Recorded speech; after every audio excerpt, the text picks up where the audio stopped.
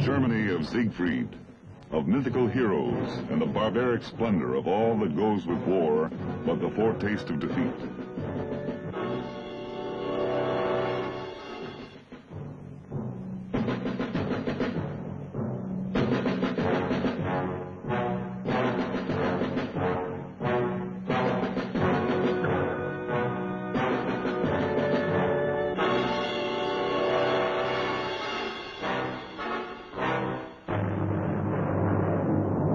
Was this myth that Hitler had given his people all that they now had left to back their pledge to him in return? My Fuhrer, the West Wall stands and will hold, come what may. There was no mistaking that frontier. Like those legendary dragon's teeth that sprang from the earth as armed men, its anti-tank obstacles stretched in a ribbon of mute sentries, uncoiled across the quiet countryside.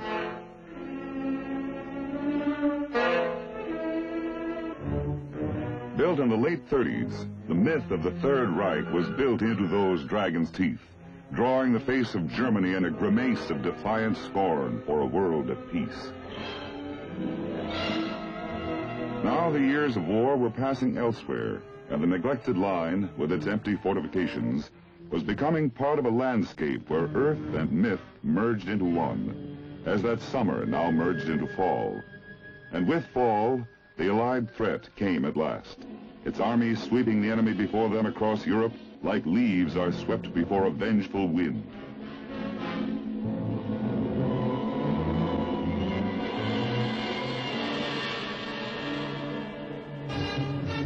But confidence, not vengeance, was what lit the faces in General Courtney Hodges' First Army. What was a myth to men who had landed at Normandy on D-Day, made the break from the beachhead, and liberated Paris? After moving at unprecedented speeds, all three corps of the First Army readied to thrust into Germany, assured that even the frontier would scarcely check the enemy's retreat before them.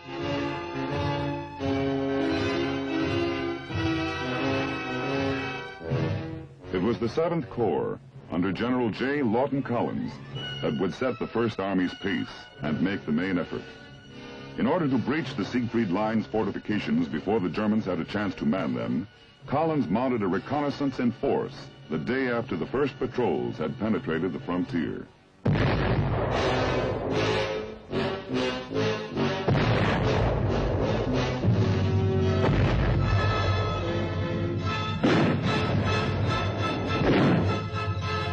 To the north, with only their own tanks to cover them, they attacked across open field, where every step forward was a gamble, over roads alive with mines and villages alive with snipers. Fences and backyards were the only shelter, and too often, no shelter at all. Within 5 days, the 7th Corps had seized the high ground around Aachen.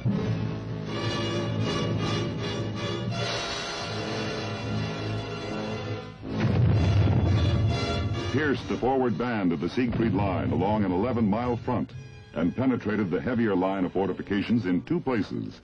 Now the closest enemy was delay. Every day, every hour of it, General Collins knew, must bring the Germans closer to their defenses.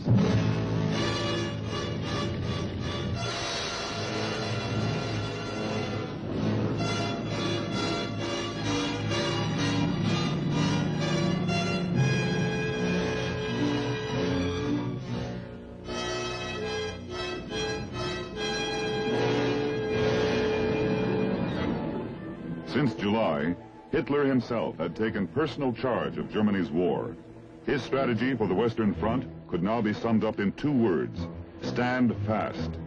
And backing his edict with reinforcements, 15,000 men of the German 12th Infantry Division had reached the Rohr River the night of the 16th and were pouring into the defense positions of the Siegfried Line.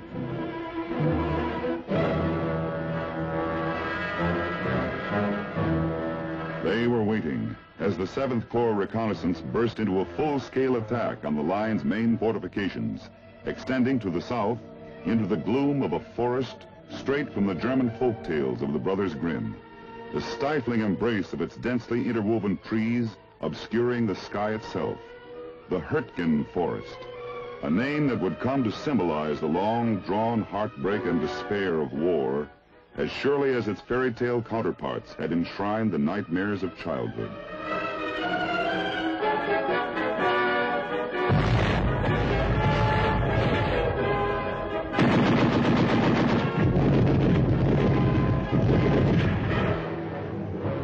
On the same day, Hitler's heavy reinforcements appeared to dispute the 7th Corps passage of the Siegfried Line. To the north, over the Netherlands, the whole sky blossomed with parachutes in the war's largest airborne assault. If the Allied Operation Market Garden had succeeded, the Siegfried Line would have been outflanked, ending the Hurtgen Forest nightmare almost as soon as it began. But the weather, combined with unexpectedly firm German resistance, to prevent the airborne troops from keeping the foothold over the Rhine that would have set the stage for the drive to Berlin.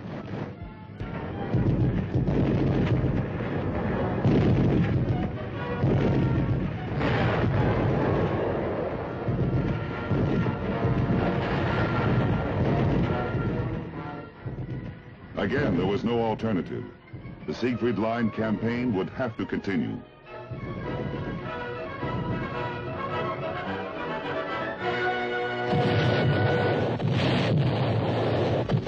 From the deceptively open country and the villages to the north, down to the shadowy heart of the Hurtgen Forest itself, the foot soldiers of the 7th Corps carried their assaults.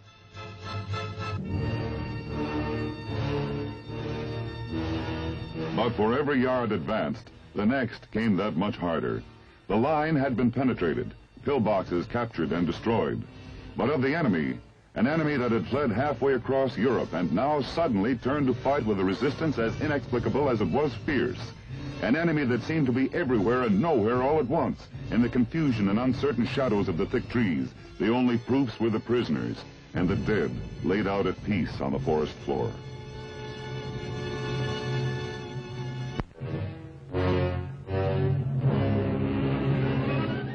"19 days had passed since General Lightning Joe Collins had pierced the first dragon teeth of the Siegfried Line. But now, as September closed around his 7th Corps and those on either side of him, the entire First Army, for the first time since the breakout at the Normandy beachhead, was stopped.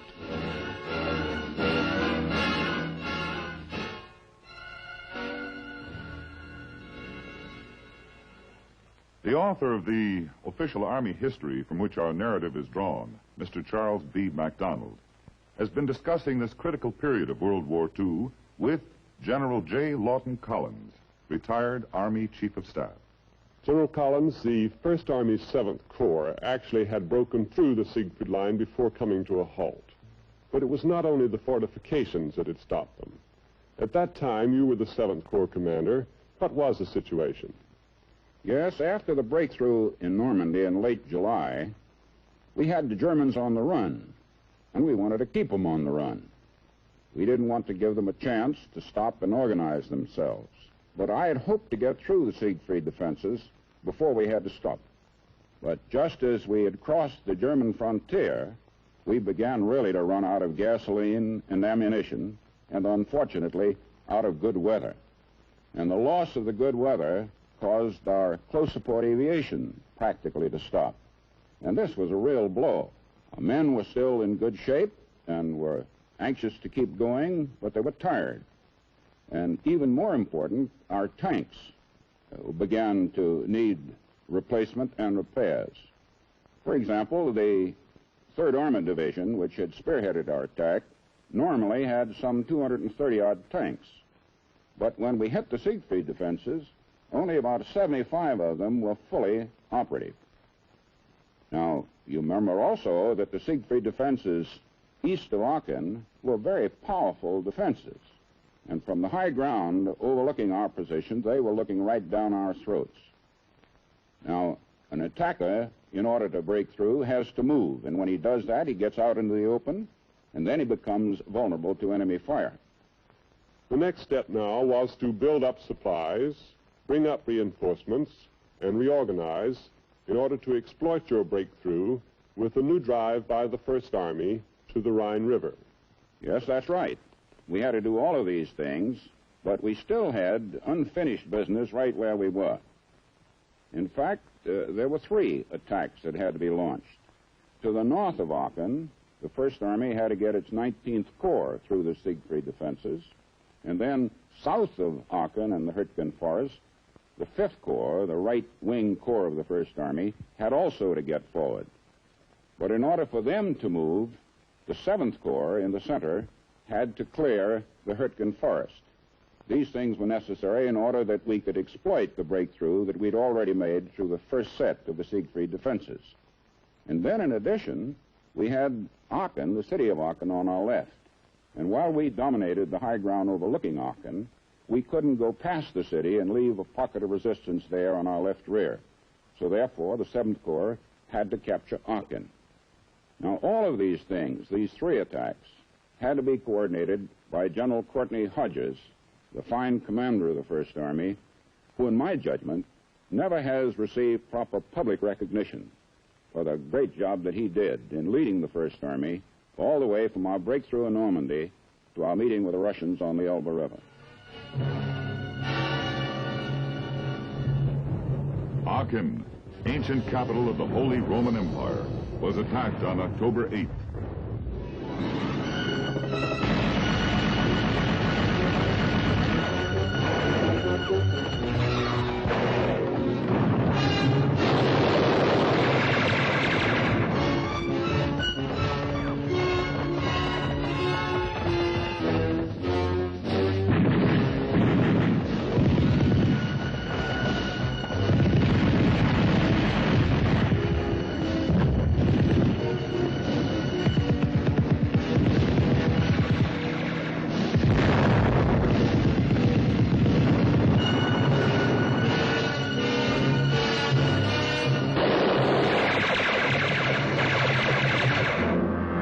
For 13 days, this shrine to Germany's resplendent history was convulsed in the tumult of modern war.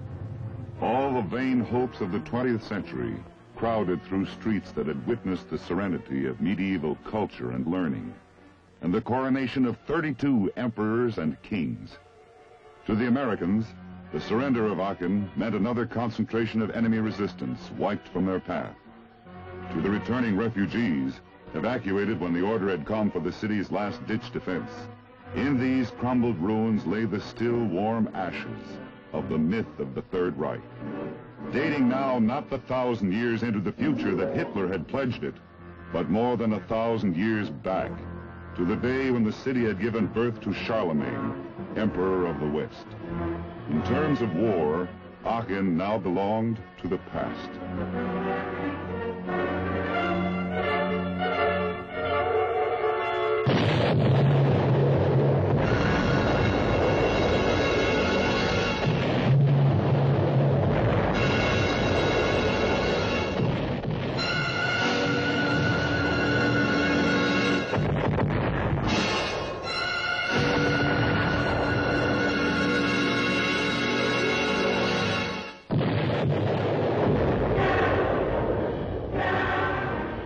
For the men of the 19th Corps north of Aachen, it was the same yard-by-yard, man-by-man struggle toward the Ruhr River and the Cologne Plain that opened to the Rhine.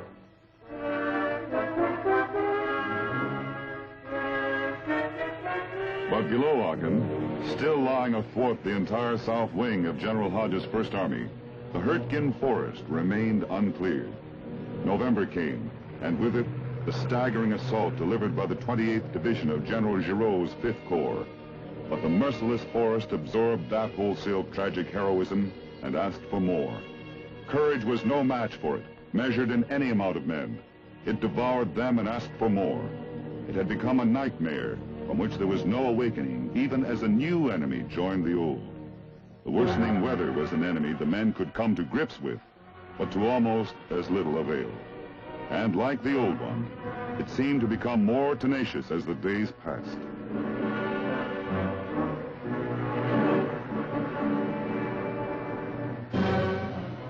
The October attack had broken into a series of minor engagements when General Eisenhower determined upon the crushing new offensive that would sweep the entire Western Front. The Ninth Army, under General William H. Simpson, was moved in north of Aachen. weather delayed its opening blow until at last, November 16th dawned upon the heaviest air bombardment in direct support of ground troops to be launched in all of World War II.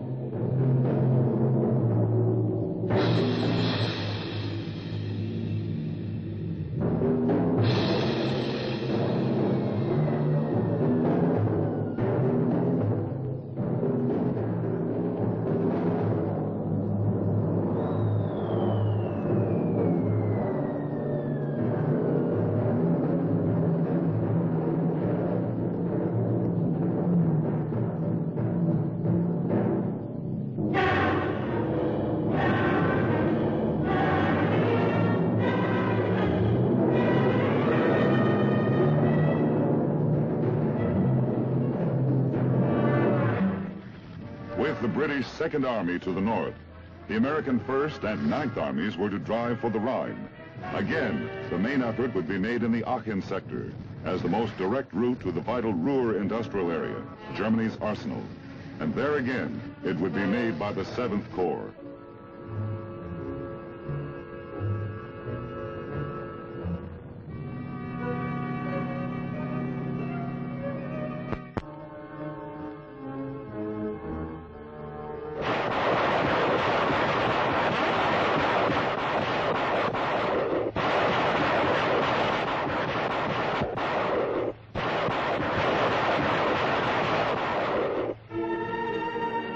The onslaught did not miss its mark. By now, Germany's war losses in weapons and equipment were so enormous as to defy estimate.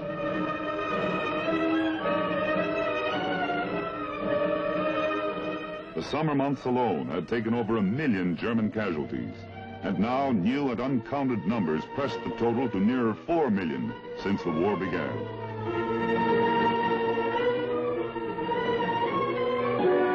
Yet they fought back. Their communications shattered, their supply lines smashed. They returned the attack with a ferocity that seemed whetted by their losses. This was no fairy tale.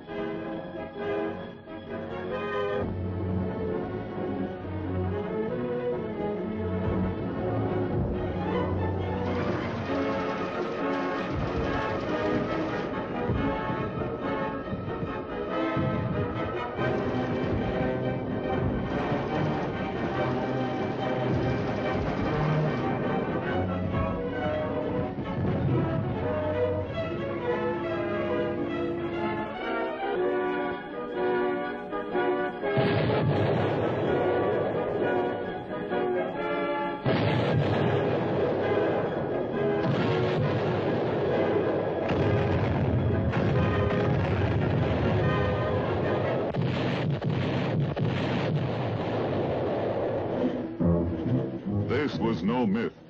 10,000 tons of bombs had been dropped on the German defenses, but still the Germans replied.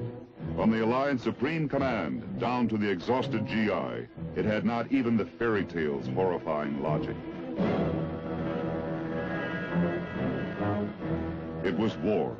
War demanding new men, new courage, and giving nothing in return, but those demands pressed harder.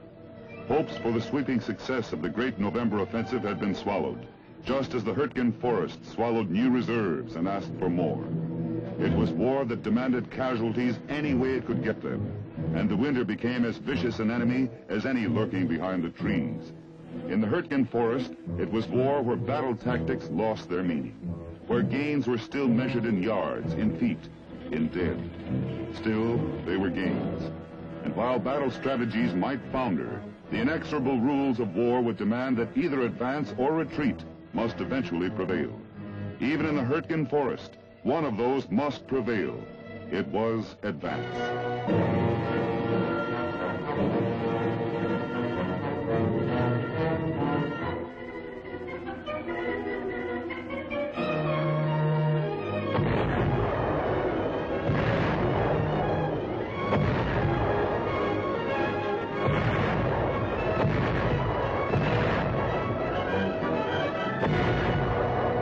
Beyond it, each unit, each man advanced on his own terms, trampling the bleak fragments of a myth that fled before every step he took forward, as though it had never existed.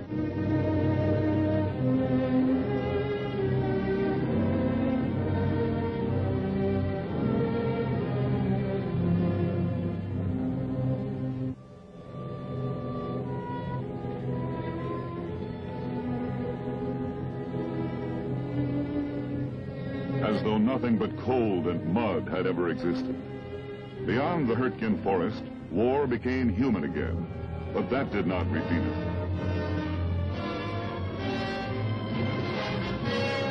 And as though there were not already enough desolation and waste and sheer loss of everything to be valued, there was always another engagement, another pocket of desperation, defending what was already lost.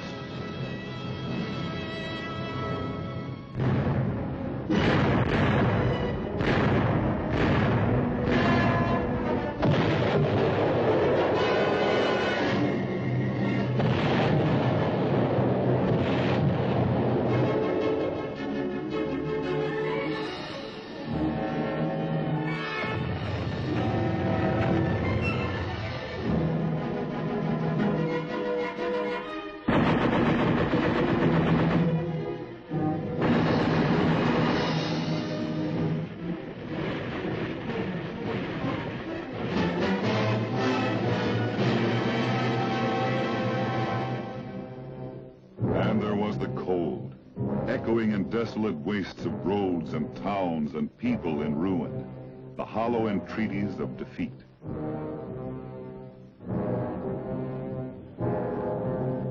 The dragon teeth, the barbed wire and hidden guns of the Siegfried line were behind, where the Hurtgen forest nightmare lay at last, splintered and torn open to what winter sunlight there was. 3 months had passed since the first patrols had pierced that frontier, but even now, these two American armies were barely 22 miles inside Germany. The November offensive was 3 weeks old when the 9th Army reached the Roer River, its swollen waters ready to flood the plain if either side had burst the dams hidden high in the Hurtgen forest.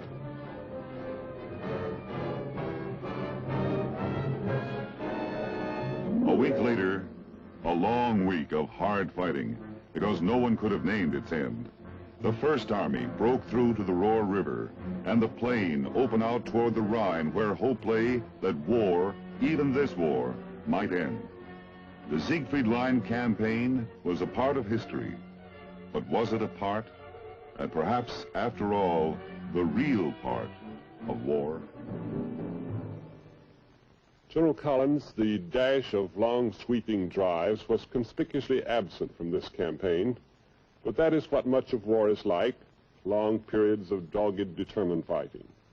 Yes, that's correct. As a matter of fact, I think the Chief of Military History has put it very well in his foreword to your book, when he says that huge armies waged the campaign described in this book, but the individual soldier, pitting his courage and stamina against harsh elements as well as a stubborn enemy, emerges as the moving spirit of these armies. As a matter of fact, no part of the fighting in Europe tested the American soldier quite like the Siegfried campaign did, and the fighting in the Hurtgen forest. The American soldier there proved that he could take some pretty hard knocks and still slug it out. And I might say that if this story lacks a smashing climax, this is because the historian, unlike the novelist, is never the master of his material.